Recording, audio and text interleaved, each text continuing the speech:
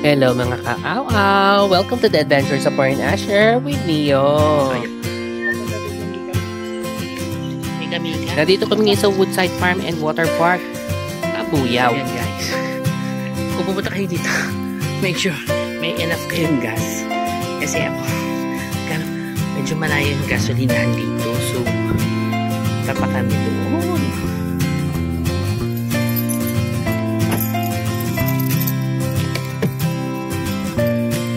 So, ito nga, bawal pala, pwede yung aso, pero bawal sila sa certain areas like pool, function hall, restaurant, and it's very, normal naman sa ibang mga resort. Ganon din naman sila, kaya okay na.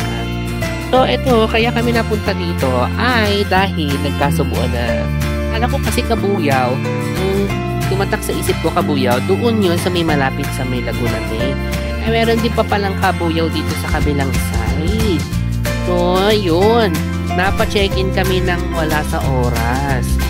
And, so, inoorasan ko rin yung, alam ko kasi talaga malapit sa kapatid ko sa bahay nila. So, sabi ko, gusto niya titingin sa way. Takbo ng takbo. Ayan. Meron pa pala dito sa kabilang side. Ito yung team building kasi namin. Ito yung main hall. Sabi ko, 1 hour din ang papunta doon. Babalik na rin ako akong tubig. Might as well dito na lang kasi naantok na rin ako eh. So, ayan. Oh, by the way, ito nga pala yung mga rates nila. Meron silang day tour. At saka yung mga rooms nila. Tapos yung mga packages nila for, kuwari mag-ano kayo yung team building.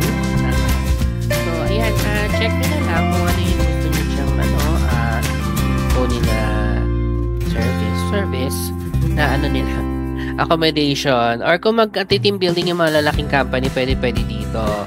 So, since dalawa lang naman kami, technically ako lang talaga yung nasa room, tsaka yung 3 dogs. So, dito kami napunta sa day tour. Pero, kapag day tour is 4 to 3 so, that's 8 hours stay doon sa kanilang basic room. So, ganyan siya. Ganyan ang price niya. So, syempre, sa gabi iba rin. So, it's up to you kung gusto niyo pa magstay for 8 hours, 4,000 plus. So, ito yung mga tauhan nila. Tinulungan naman nilang kami magkarga ng aming gamit. Siguro, sana mag-add na lang sila ng cart, no? Yung push cart. Para, just in case, kahit hindi na kami tulungan, okay lang. Hindi na namin nadala ang aming mahiwagang push cart kasi wala naman talaga kaming balak check-in. Buti na lang, always ready ako kasi lagi silang may diaper sa sasakyan, kaya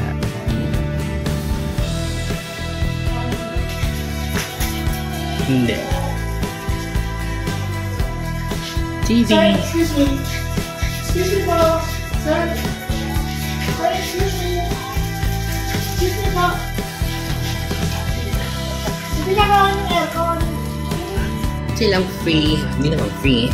Silang pa-ref, freezer, pinitan, yung babo, closet.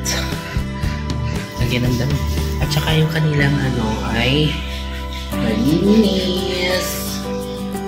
Alam mo, hindi talaga wala kaming balak mag-check-in. Kaya nakalayo pala. Ganda. Tingnan natin. Malakas. Ito na magana. Tapos si aircon nila, siguro 1 HP to or 2. Laki. Malamig eh. Ito, mukhang hindi siya lang siya for the box. Tapos meron na silang ganito. Syempre wala silang toiletries. Ganda. Fairness.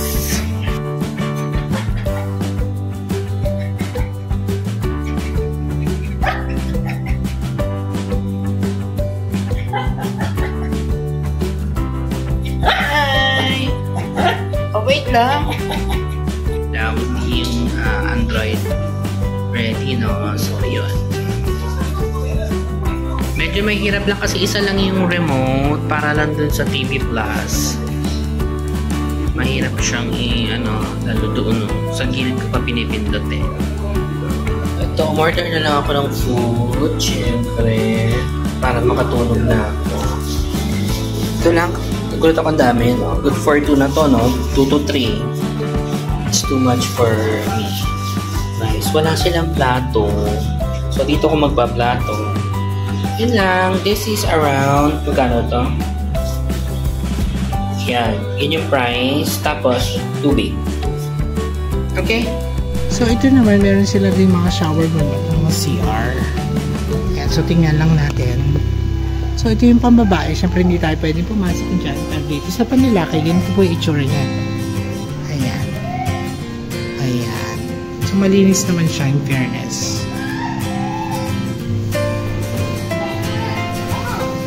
So, ganyan siya. So, meron din. Ito naman pang women's. Cookies.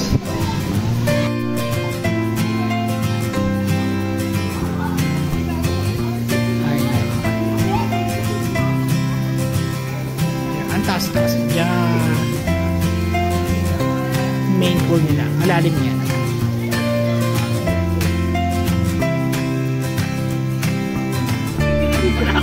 Sorry. Ayan. Ito, chumuchur ba yan? Tumataob yan. Tapos magkakaroon ng waterfalls dyan. Buti hindi na hindi kinikilawang, kinakalawang. Kinikilawang, kinakalawang. Ayan na, malapit na ata. Ayan. Chorba na siya. In 10, 9, 8, 7. Bahala ka dyan. Pathologist ako. Autopsy yung ginagawa ko eh. hindi ako gumagamot eh. Ayan na, malapit na siya. Ayan na, malapit na siya.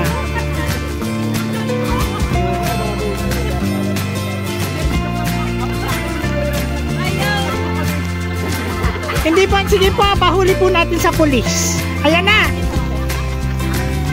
Yay! Ayan. Ang bongga. Ito yung mga health and safety rules nila sa pool.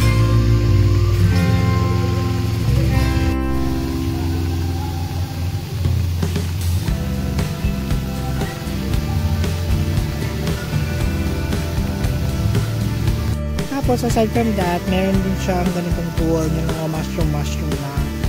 Kung gusto chill lang, at meron din siyang parang lagoon doon sa kanila na may pa-bridge. Merong timba doon, tapos nakabubuhos siya pag napuno. So wait lang natin. Similar siya dun sa may kabilang side. 1, 2, 3, 4, 5, 6, tagal naman. Kaya mapupuno na siya. Ayan, mag-trip over na siya. Malapit na.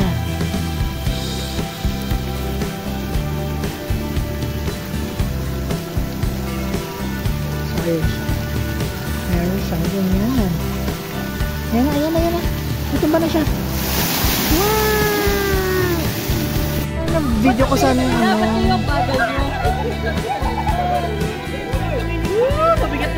Anong may damit? Bagal nila bumaba. Oh.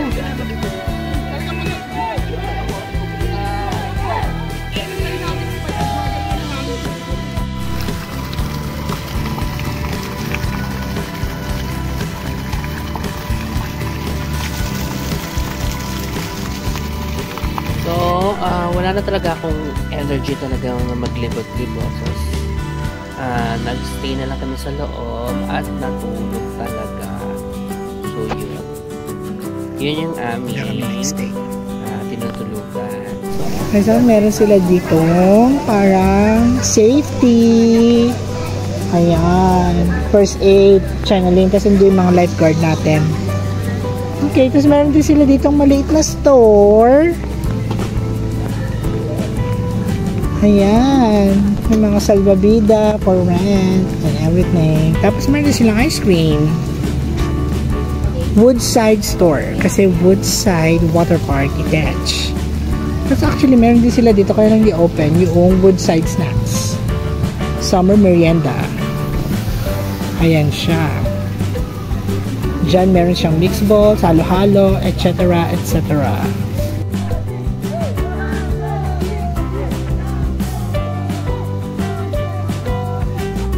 Side, makikita nyo yung mga cottages. Everywhere, meron siyang puno and nature tripping. Kita nyo naman yan, bamboo. Medyo umulan ngayon kaya parang ang weird mag-swinging. Meron din siyang apple tower. Like so. Ano ito yung kiddie pool nila? Like I said, it's raining. Pero ang laki ng play pool nila, oh. Ang bongga. Tapos, syempre, meron din ditong additional cottages. Ayan, sa mga magde-day tour.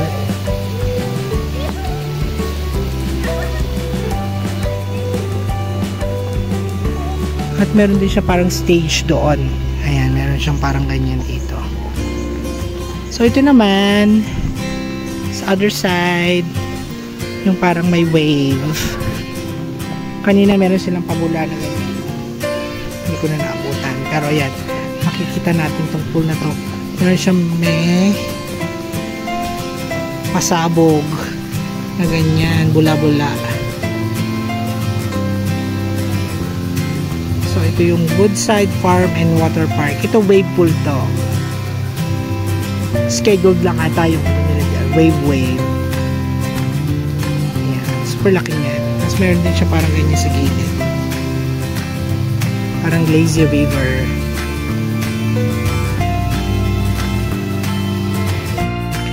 So, ito na nga. I-rate na natin siya. Syempre yung price 4 out of 5 AO point siya for me. Hindi siya super napakamura. Hindi rin naman siya super mahal. Hindi na lang siya. I think ang target market nila yung mga middle class, working class. Yun. Pero syempre, i-correlate din natin siya kung ano makikita natin dito sa resort na to. O kaya, still, 4 pa rin. Hindi siya perfect 4. No? Anyways, ang next natin ay yung accommodation niya, 3.5 out of 5 AO points. First, okay naman yung tinulugan namin, malamig. Yung alam yung TV nila, walang remote yung TV. So, doon ko siya binubuksan mismo sa TV, sa gilid. So, isa lang yung remote, pang TV Plus lang. Tsaka hindi siya smart TV. So, medyo kasi na yun. Yung taas din ang switch ng aircon. Grabe. At tapos, ano pa ba? Yung sa restaurant nila, di ba umorder ako ng food? Dumating dito yung ulam. Tapos yung kanin naka-plastic sa gabi. Alam mo yun? Wala malang extra plastic. Actually, doon ako kumain sa, sa serving dish. Isa may ulam na mismo. Lagay yung kanin. Parang hindi siya okay, di ba? Hindi talaga siya okay. Buti na lang magdala tong aking kasama, ang aking partner na sa kanilang team building. So, buti nagkaroon ng extra plate. So, doon ko nilipat yung iba kong food. So, yun lang. Sana next time may extra plate. Tapos yung nila, kutsara nila is plastic. My God. Feeling ko tuloy, pandemic pa rin. Anyway, sana yung totoong kutsara naman. Next, we have amenities. To be fair naman sa kanila, maayos naman yung yung lugar. So, bibigyan natin siya ng 4 out of 5 AO points. Hindi lang natin masyadong ma-appreciate dito sa video namin kasi nga that time kasi medyo makulimlim. So, as usual, kahit naman sa ibang beach, kapag maaraw, maganda talagang tingnan yung kanilang facilities. In fairness naman sa kanila. Boy, ha? So, 4 out of 5 siya. Talaga, ha? Okay. So, customer service natin. To be fair naman din sa kanila, mabait naman, lalo na yung nandun sa may reception. Ay, hindi naman sila yung bastos na tulad ng iba na. Tulad nito yung parang kasubuan na lang talaga kasi nga kala namin malapit lang siya. So, hindi naman nila kami tinabon. Ay, bawal ang asset dito sa YouTube, bla bla bla. Hindi naman sila ganun kabastos. Hindi sila bastos. ano ko lang is that siguro dapat maglagay sila ng phone to sa mga tulugan, sa mga ano nila tawag dyan accommodation nila para mas mabilis yung communication, like yung ganyan, yung kasi pupunta ka pa o magtatawag ka pa sa labas Ito na yung office. pwede Office mo ko to. mahingi ng Cameron. Yun lang naman. Attentive naman yung mga tao dito. Ano, In fairness may naman. pool pa pala dito. Sa harap. Lalo na yung sa harap in fairness sa kanila. So, yun lang. So, ang kanilang overall rating ay 3.87 out of 5 out of points. So, I think ang strength nito is talaga Kaya na lang itong yata resort na to is yung pang ano talaga to, no? Pang team building, pang malaki lang Saan? talaga. Kasi dami nilang function hall. So, yun lang. Kung gusto nyo dito, I think better try this on summertime. Saka yung hindi mauulan na panahon para mas ma-appreciate nyo yung nature. So, yun lang. Maraming salamat. Good vibes only. Bye!